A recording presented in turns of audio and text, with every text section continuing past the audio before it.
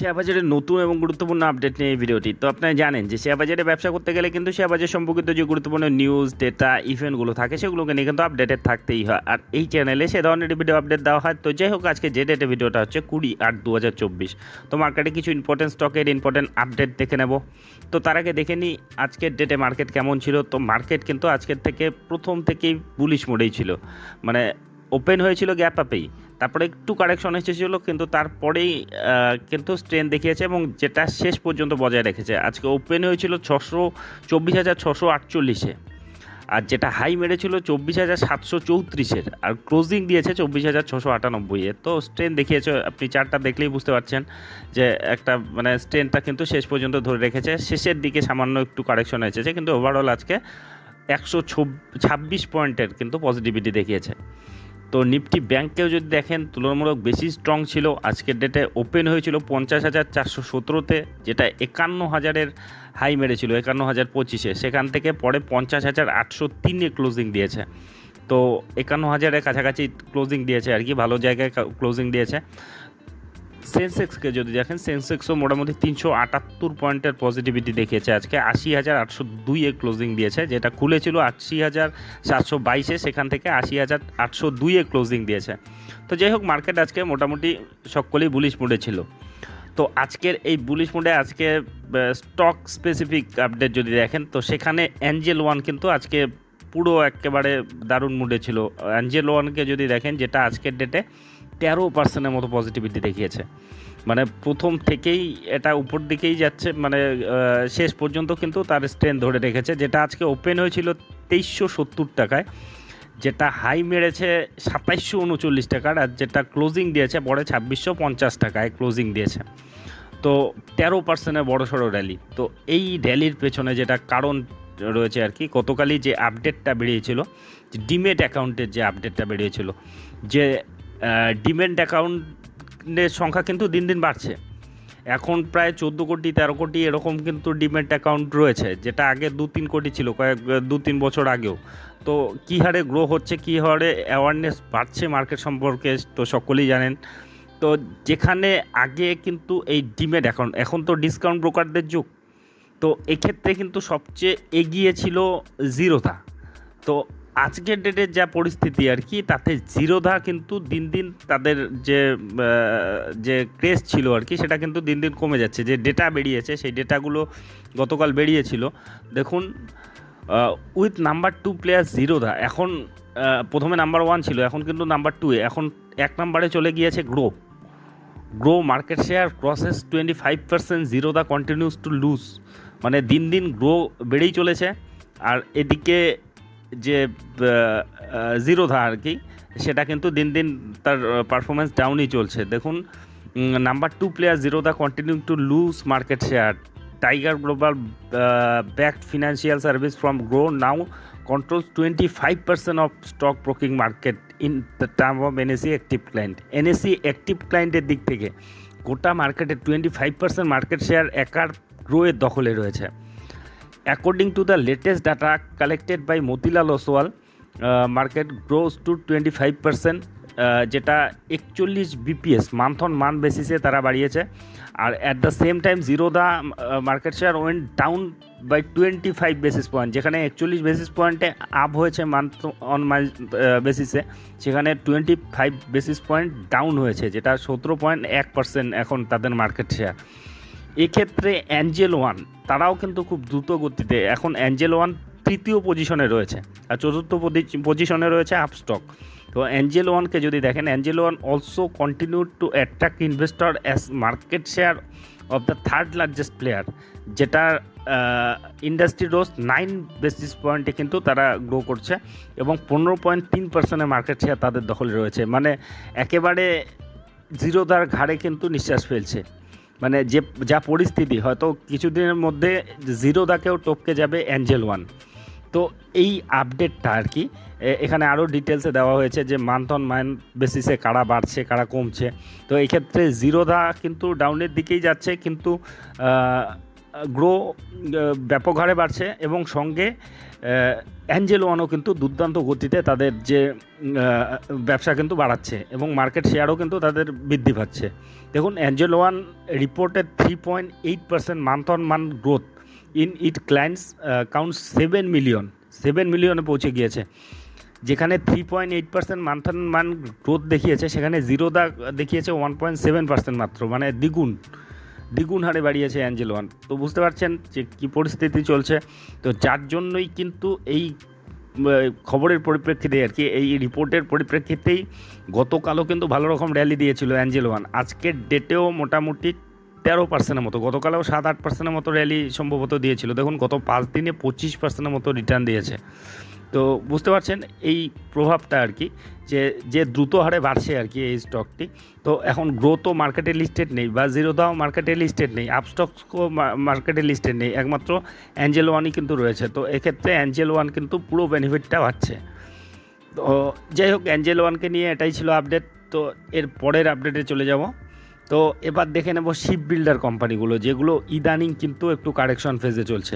আচ্ছা, অ্যাঞ্জেল ওয়ানের ক্ষেত্রে যদি আপনি চার্টটাও দেখেন, দেখুন একটা কিন্তু ডাউন ট্রেন্ডে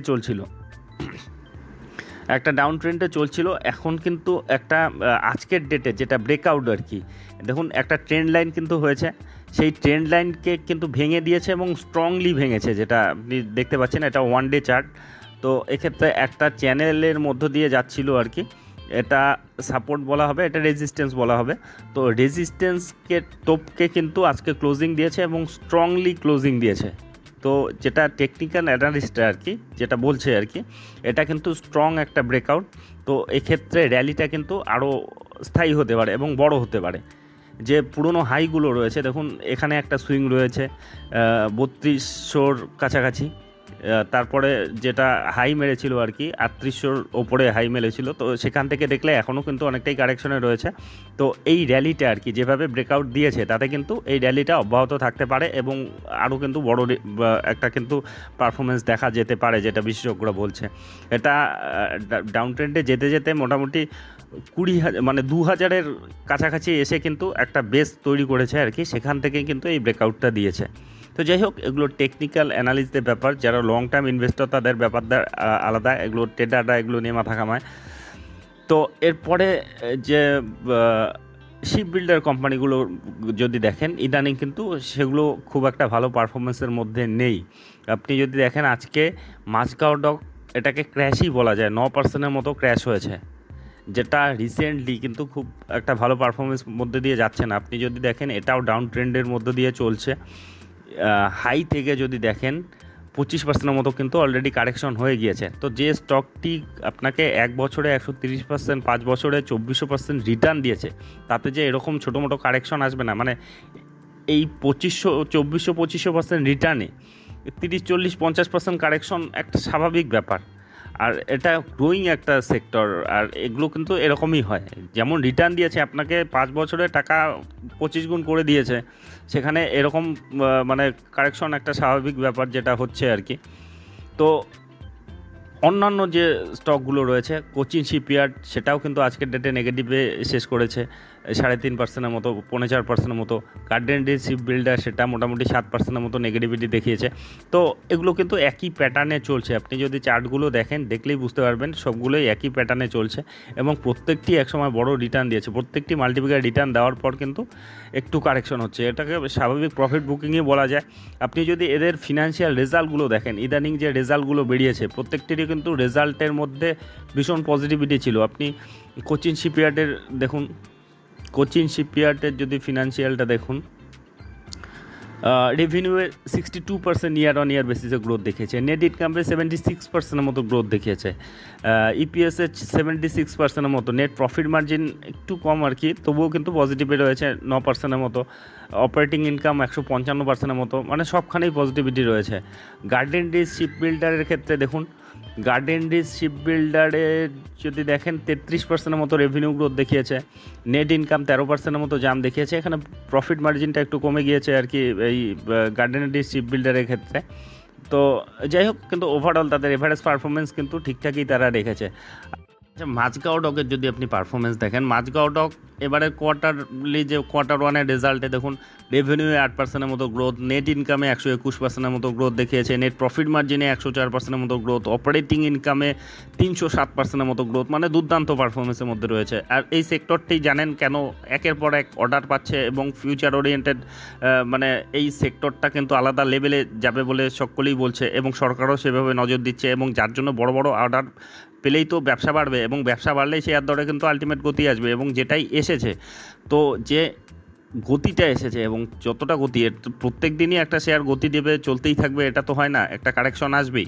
আর যেটা যে রিপোর্ট বেরিয়েছিল, যেটা আপডেট দেওয়া হয়েছিল গতকাল, যে মাঝগাঁও ডক শিপবিল্ডারকে নিয়ে যে আইসিআইসিআই সিকিউরিটিস তারা 77% ডাউনসাইডের যে কল রেখেছে আর কি।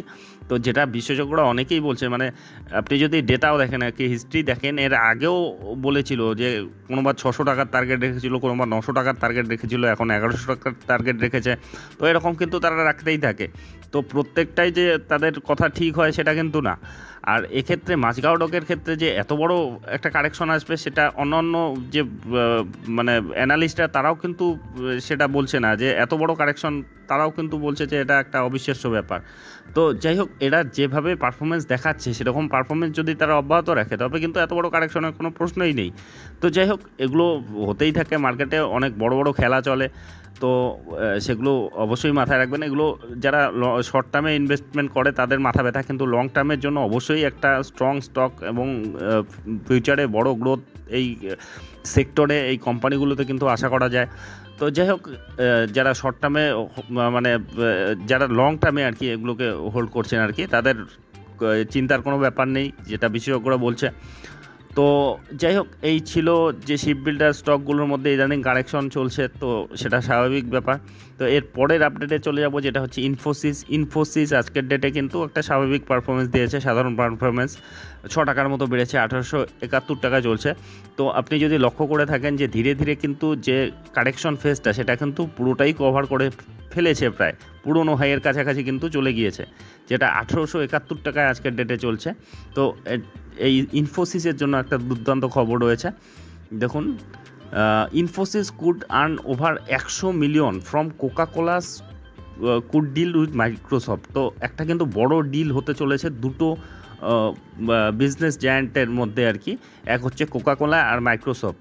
তো যেখানে খুব বড় একটা ডিল আর কি এটা, দেখুন, Infosys is poised to earn more than 100 million dollar as supporting partner হিসাবে। মানে মেইন ডিলটা হচ্ছে কোকাকোলা এবং মাইক্রোসফটের মধ্যে, কিন্তু যে টেকনিক্যাল মানে যে সফটওয়্যার আইটি নিয়ে যে কাজগুলো থাকবে সেটা কিন্তু সাপোর্ট করবে হচ্ছে এই ইনফোসিস। এবং যেক্ষেত্রে দেখুন 167 মিলিয়ন ইউরো, যেটা কোকাকোলা কোম্পানি এবং মাইক্রোসফটের মধ্যে যেটা আর কি হিসাব হবে আর কি, তো তার মধ্যে 25 মিলিয়ন ইউরো সেটা কিন্তু ইনফোসিসের ঝুলিতে যাওয়ার কিন্তু সম্ভাবনা রয়েছে, যেটা আর কি এস্টিমেট ধরা হচ্ছে। তো এটা একটা বিশাল বড় ডিল এবং এটা ইনফোসিসের জন্য একটা বড়, এদের রেভিনিউয়ে সেটা বড় পজিটিভ প্রভাব ফেলবে। তো এই ব্যাপারটি অবশ্যই একটা পজিটিভ। তো এর রিয়াকশনটা কীভাবে দেখায় মার্কেট আর কি, সেটাই দেখার। তো একটা স্টককে শেষে কভার করে নেব, সেটা হচ্ছে ওলা ইলেকট্রিক। তো আজকের ডেটে কিন্তু আজকে নেগেটিভে, মানে 6%-এর মতো নেগেটিভিটি দেখিয়েছে বহুত দিন পর, মানে যখন থেকে মার্কেটে নেমেছে তখন থেকেই কিন্তু দুর্দান্ত পারফরমেন্সের মধ্যে রয়েছে, নামার পরেই মোটামুটি 50%-এর মতো রিটার্ন দিয়েছে। তো আজকের ডেটে কিন্তু 6%-এর মতো নেগেটিভিটি দেখালো। তো যাই হোক, এই স্টকটির যে লিস্টিং গেইন সেটা কিন্তু খুব বড় হয়নি, কিন্তু লিস্ট হওয়ার পর থেকে কিন্তু খুব ভালো রকম পারফরমেন্স দিচ্ছে। তো একেবারেই এদের ব্যবসাটার দিক দিয়ে যদি দেখেন, একেবারেই প্রাথমিক অবস্থায় রয়েছে, স্টার্ট আপ বলা যায় আর কি। এর বিজনেসে এত মানে এর শেয়ার দরের জন্য এতটা যে উৎসাহ আর কি, যেটা দেখা যাচ্ছে যে মানে এই কয়েকদিনে মোটামুটি 50%-এর মতো রিটার্ন দিয়েছে, মানে ইনভেস্টররা কিন্তু প্রচণ্ড চাহিদার মধ্যে রয়েছে এই স্টকটি, কারণ এটা ফিউচার ওরিয়েন্টেড বিজনেস করে, এরা ইলেকট্রিক ভেহিক্যাল নিয়ে কাজ করছে। তো সেটার উপর এখনও কিন্তু তাদের বিজনেসে সেরকম প্রফিটেবিলিটি নেই, যেরকম সাধারণত স্টার্ট আপগুলো হয় আর কি, প্রাথমিক অবস্থায় থাকে। এদিকে তাদের সেলস কিন্তু বাড়ছে, ব্যবসা বাড়ছে। দেখুন, এবারকার কোয়ার্টারলি হিসাব যদি দেখেন 1644 কোটি সেলস দেখিয়েছে, যেটা আগের কোয়ার্টারে 1598 ছিল, এক বছর আগে 1243 ছিল।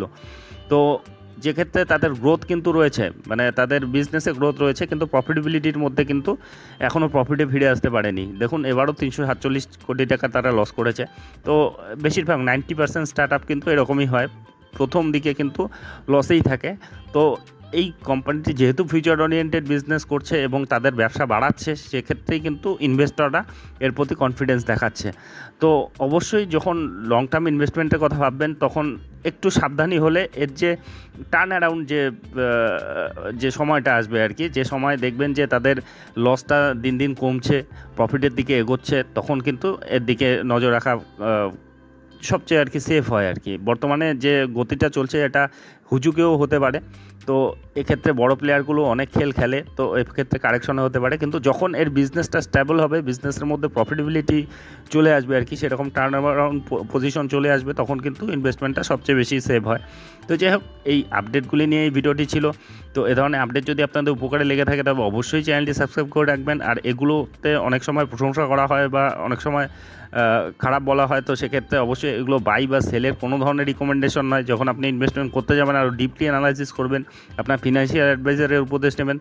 তো ভিডিওটি শেষ পর্যন্ত দেখার জন্য ধন্যবাদ।